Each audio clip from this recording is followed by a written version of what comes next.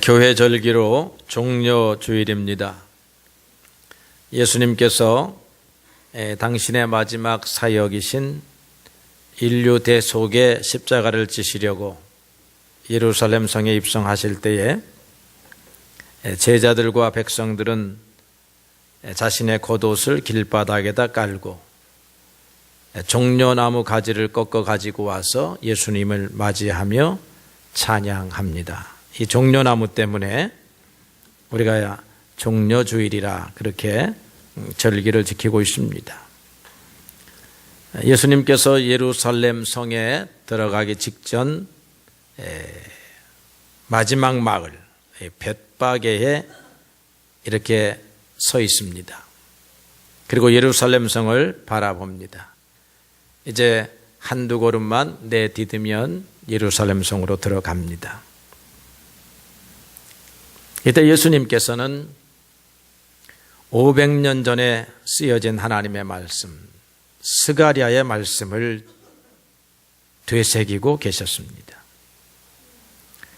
하나님의 아들, 그들이 기다리던 메시아에 대한 예언이 새겨진 말씀이 스가랴서입니다.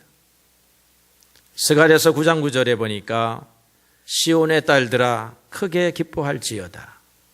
보라 내 왕이 내게 임하시느니라. 그런데 너희들의 왕은 겸손해서 나귀를 타시나니 나귀의 작은 것 곧 나귀 새끼니라. 이렇게 예수님 오시기 전 500여 년 전에 예언해 놓았습니다. 예수님은 성경에서 기록된 길을 걸어가십니다. 성경에서 기록된 길을 걸어갔다 하는 것은 하나님이 정해놓으신 길을 가신다라고 하는 것이죠. 그래서 우리도 예수님을 따라간다 하는 이 말은 하나님이 오늘 우리에게 주시는 인생의 교훈을 따라서 살아가라 하는 말이 될 것입니다.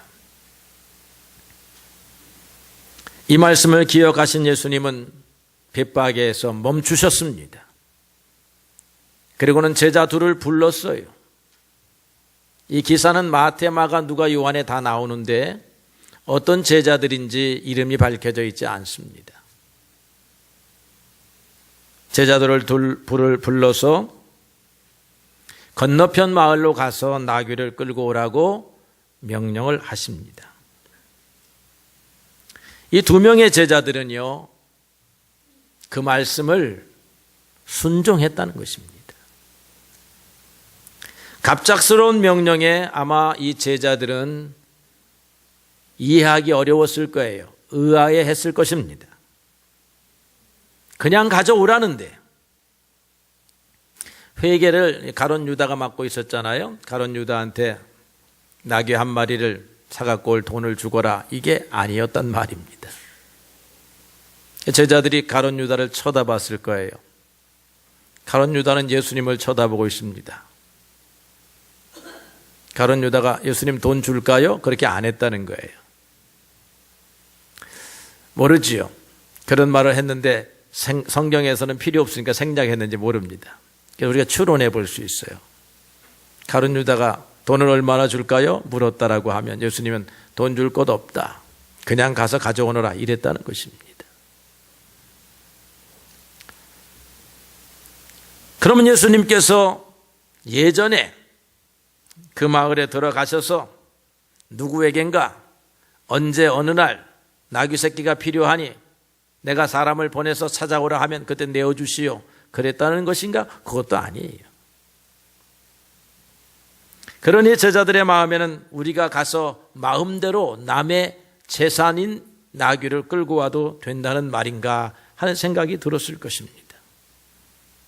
주인이나 다른 사람이 보면 영락없이 도둑으로 몰려서 몰매를 맞을 수도 있는 상황입니다. 그런 여러 가지 생각들이 제자들의 두 명의 제자들에게 오고 갈 때에 예수님은 사람의 마음을 아시는 주님이십니다. 제자들의 마음을 읽으셨습니다. 그래서 한마디를 덧붙이셨습니다. 만일 누군가가 왜 그러느냐 그렇게 묻는다면 너희들은 이렇게 대답을 하거라. 주께서 쓰시겠다. 그리하면 즉시 보낼 것이다 라고 하는 것입니다. 오늘 성경을 보니 제자들은 이 말씀에 한마디 토시를 달지 아니하고 순종했습니다. 우리가 토시를 달고 사는 것이 인생이에요. 사렙다 과부가 엘리야가 찾아와서 나에게 작은 떡을 하나 주시오라고 부탁할 때에 줄 수 없다라고 이유를 달았습니다. 선생님이 누구인지 모르지만 나는 당신을 대접할 수 있는 형편을 가진 여자가 아닙니다. 내가 가진 것 정직하게 말하면 한 움큼의 밀가루입니다. 기름병에 기름 조금 남았습니다. 이거 우리 아들 겁니다. 우리의 마지막 식사입니다. 당신에게 줄 수 없어요. 당연한 변명입니다. 나아만 장군은요, 엘리사 선지자가 요단강에 가서 7번 몸을 씻으시오 라고 하니까 입이 대빨처럼 나왔습니다. 뭐 이상하네. 내가 아람의 대장군인데 보선발로 나와가지고 하나님의 이름을 부르며 나를 정성껏 치료하기를 바랬더니 요단강에 가서 7번 몸을 씻으라고? 그것도 사환을 보내서 자기 수행원들에게 말합니다. 야, 돌아가자. 우리나라에 다메섹 강이 있는데 요단강 강보다야 훌륭하지. 차라리 씻을 것 같으면 요단강이 아니라 다메섹 강으로 간다. 토를 달았다는 얘기예요. 에스더도 마찬가지입니다. 모르드게가 왕 앞으로 가라. 큰일 났다라고 하니까 함부로 가면 죽습니다. 이렇게 토를 달았다는 거예요. 예수님의 어머니 마리아도 토를 답니다. 가브리엘 천사가 와가지고 지극히 거룩한 하나님의 성령이 너를 덮으리니 네가 아들을 낳을 것이다 라고 하니까 요셉하고는 약혼은 했지만 몸을 섞지를 않았습니다. 그래서 말합니다. 내가 남자를 알지 못하는데 어찌 이런 일이 벌어지겠습니까? 이렇게 말하지요. 이 토를 답니다. 성경에 보니까 이 토를 안단 사람이 있어요. 아브라함입니다. 하나님이 나타나셔서 떠나자. 내가 너한테 인도할 땅이 있다. 오늘 당장 짐 싸가지고 가족을 떠나라. 형제를 떠나고 일가 친척 고향을 떠나 본토를 떠나거라 라고 하니까 왜요? 그렇게 하지 않았습니다. 어디로 간다고요? 그렇게 하지 않았습니다. 이 재산 다 놓고 가란 말입니까? 그렇게 하지 않았어요. 떠나라 하니 떠났습니다. 주의 말씀 듣고 떠나지. 이삭을 바치라고 합니다. 이건 토를 굉장히 깊게 달아야 돼요. 이 실랑이를 많이 해야 하는 것입니다. 그런데 성경에 보니까 그 말을 듣자마자 창세기 22장 3절에 아침 일찍 일어나 나귀의 안장을 지웠다라고 했습니다. 우리가 하나님을 알지 못하면 토를 달아야 돼요. 여러분, 목사한테는 토를 달아야 합니다. 신앙의 선배 앞에는 토를 달아야 해요. 하나님이 아니기 때문에. 그러나 하나님이라고 인정이 되면 토 달면 안 된다는 것이지. 우리가 성경의 말씀을 읽고 이 성경의 말씀에 토를 달지 않는다는 거예요. 하나님이 이렇게 하면 복 주신다고 했는데 왜 이렇게 해야 복을 주십니까? 말하지 않는다는 거예요. 하나님이 이렇게 하면 저주하시겠다고 하는데 하나님 왜 이러면 저주한다는 것입니까? 말하지 않겠다는 거예요. 성경대로 믿겠다는 것입니다. 하나님의 말씀대로 따르겠다는 거예요. 이 나귀 새끼 한 마리가 이 2명의 제자들에게 보여주는 신앙입니다.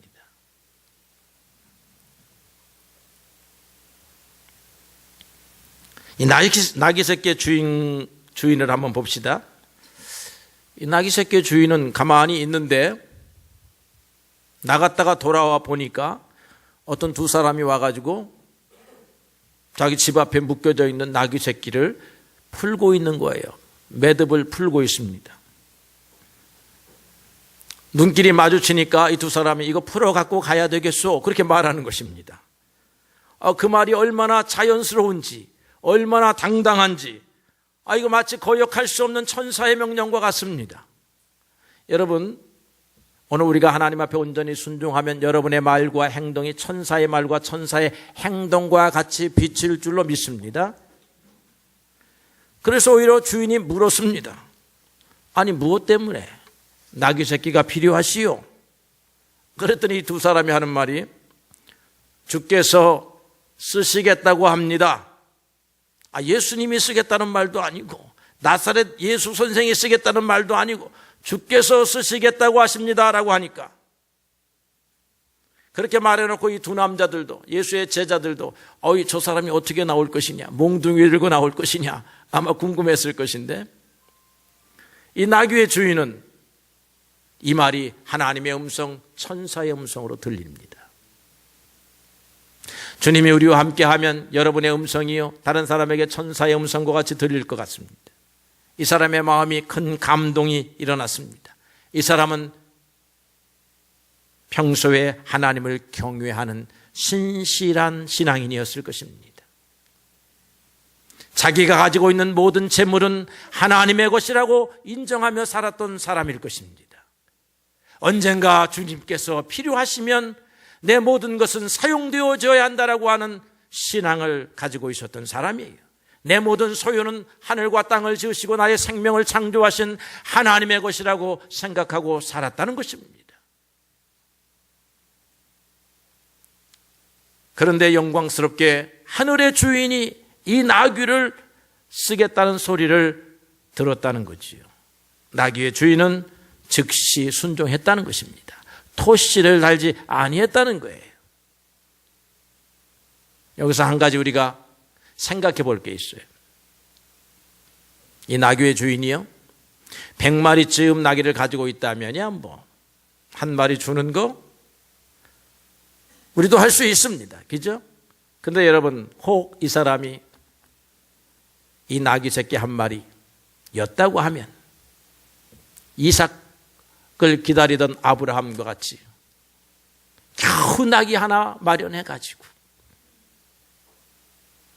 이 나귀를 통해서 새끼를 받아서 재산을 부리려고 오랫동안 기도해 왔더라고 했다면 이거 그래 줄 수가 있는 게 아니에요.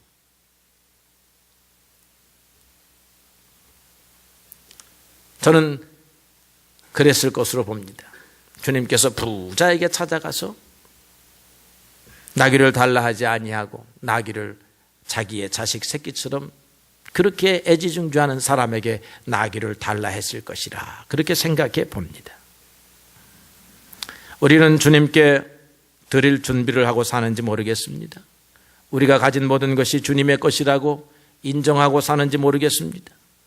사도 바울 선생은 자기의 생명 하나밖에 없는 생명도 언제나 주님 앞에 산제사 드리려는 준비를 하면서 살았습니다.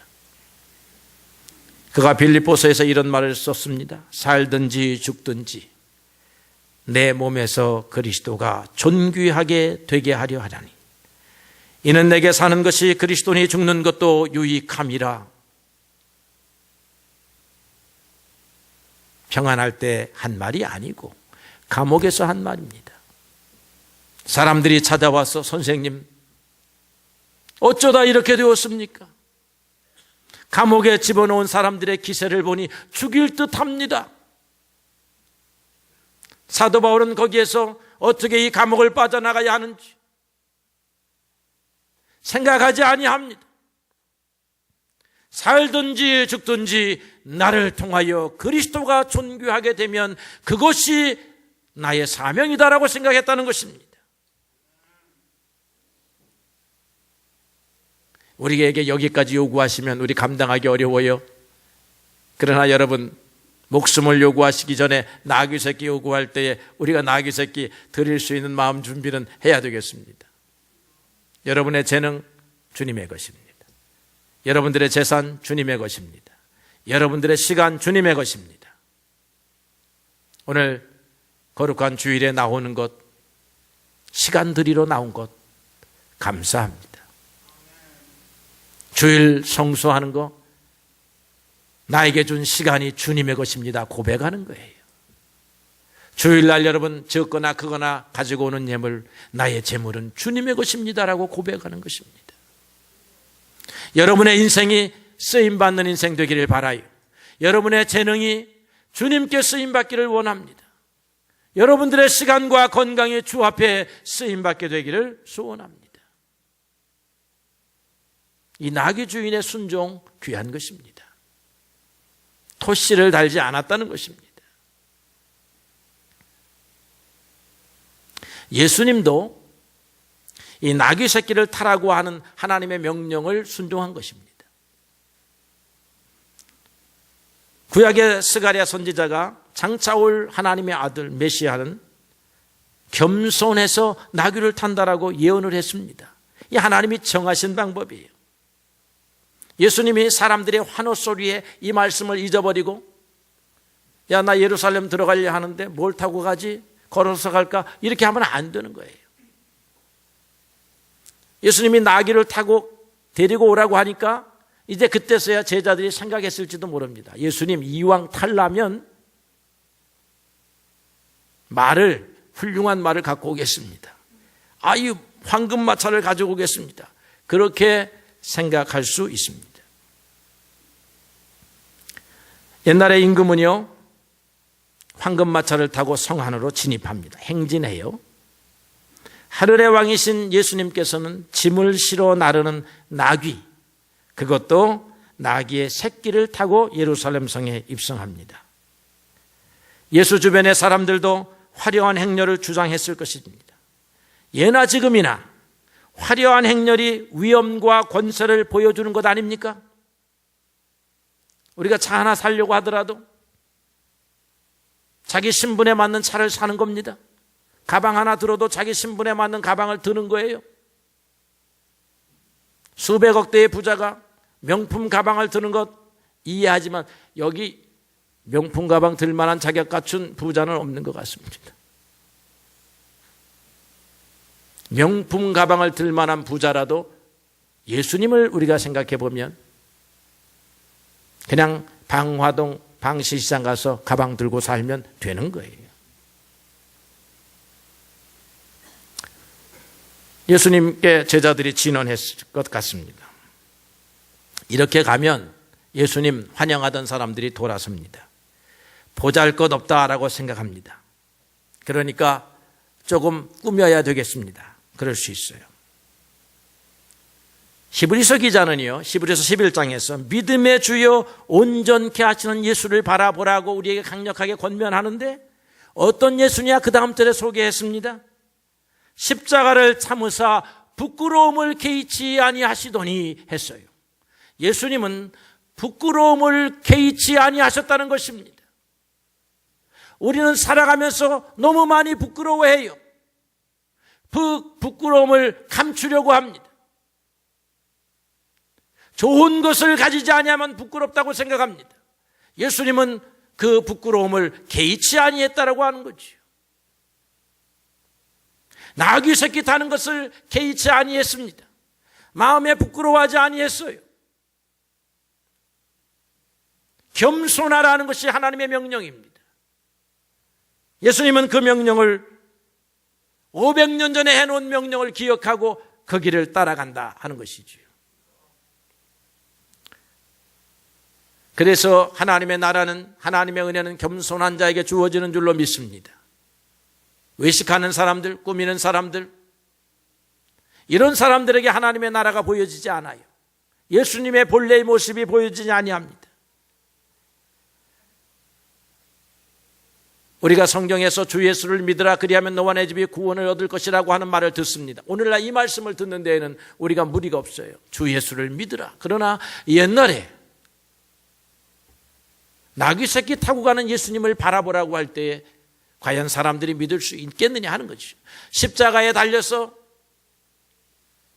물과 피를 쏟으시고 부끄러운 죽음을 당하시는 예수를 바라보아라 라고 할 때에 바라볼 수 있겠느냐 하는 것입니다.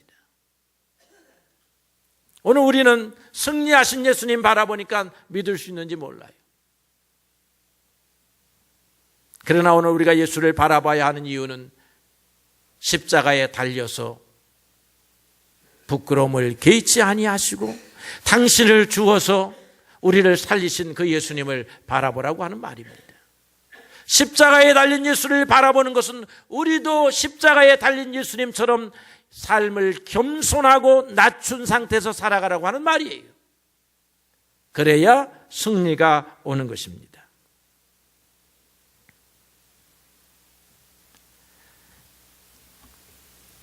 신앙은 무엇이냐? 순종입니다.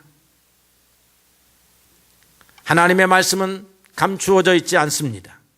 하나님의 말씀은 이해하기 어렵지도 않습니다. 하나님의 말씀은 받아들이기가 어려울 뿐입니다. 십자가에 달리신 예수 그리스도를 구주로 받아들이기가 어려울 뿐입니다. 부활의 영광에 동참하기 위해서 내 십자가를 지라고 하는 말씀을 받아들이기가 어려울 뿐이지 이해할 수 없는 말이 아닌 것입니다. 하나님의 말씀을 몰라서 우리가 축복을 놓치거나 구원을 잃어버리는 것이 아닙니다. 우리가 순종하지 못하는 것은 내가 살아있기 때문입니다. 나의 욕심이 나를 지배하기 때문입니다. 나의 생각이 앞서기 때문에 그런 것입니다. 오늘 2명의 제자나 나귀 새끼의 주인이나 다 자기의 생각을 내려놓았습니다. 그리고는 예수님의 말씀을 따라요. 하늘의 음성을 따랐다라고 하는 것입니다. 어떤 런던의 클럽에서 문학인들이 모였습니다. 만일 이 자리에 셰익스피어가 들어온다면, 방문을 열고 들어온다면 우리는 그를 어떻게 영접할 것인가? 라고 할 때에 일어나야 한다. 그에게 영광의 관을 씌워야 한다. 그리고 비교할 수 없는 박수, 환호의 갈채를 보내야 한다. 사람의 영혼 같으면 그렇게 하는 것입니다.